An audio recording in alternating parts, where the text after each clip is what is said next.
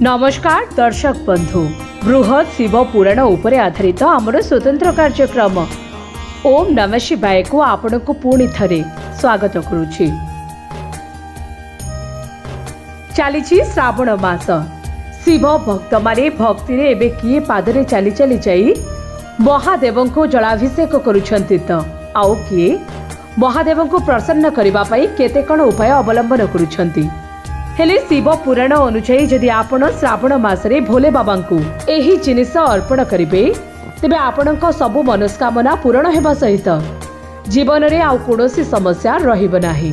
सबुबले भोले बाबांक कृपा दृष्टि आपणक सहित रहिब, समस्या आपणक पाख माडिब नाही। तेबे शिव पुराण अनुसार श्रावण मास सोमवार रे महादेवंक निकटरे जलरे कला राशि मिसाई जल अभिषेक करंतु एवं ओम नमः शिवाय मंत्र 108 थर पाठ करंतु। एहा द्वारा समस्त मनस्कामना पूर्ण हेब। महादेव आपणक उपरे खुशी होई आपणक मन कथा बुझिबे एवं आपणक मनस्कामना पूर्ण करिबे।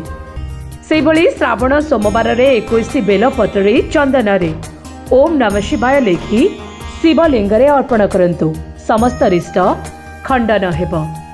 श्रावण मासरे महादेव को राशि अर्पण करंतु। राशि अर्पण करिले पापरु मुक्ति मिली थाए एवं ज अर्पण कले सुख समृद्धि वृद्धि हुई थाए।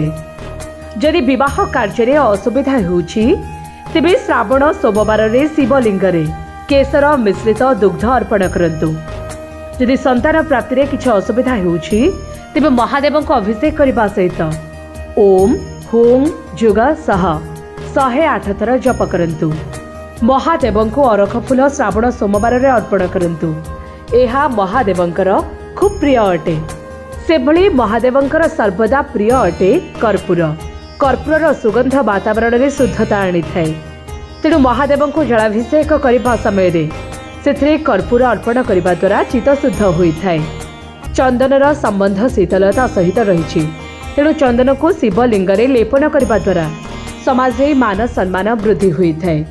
तेणु एही जिनिस महादेव को अर्पण करबा द्वारा जीवन सबु बाधा विघ्न दूर हो जाए।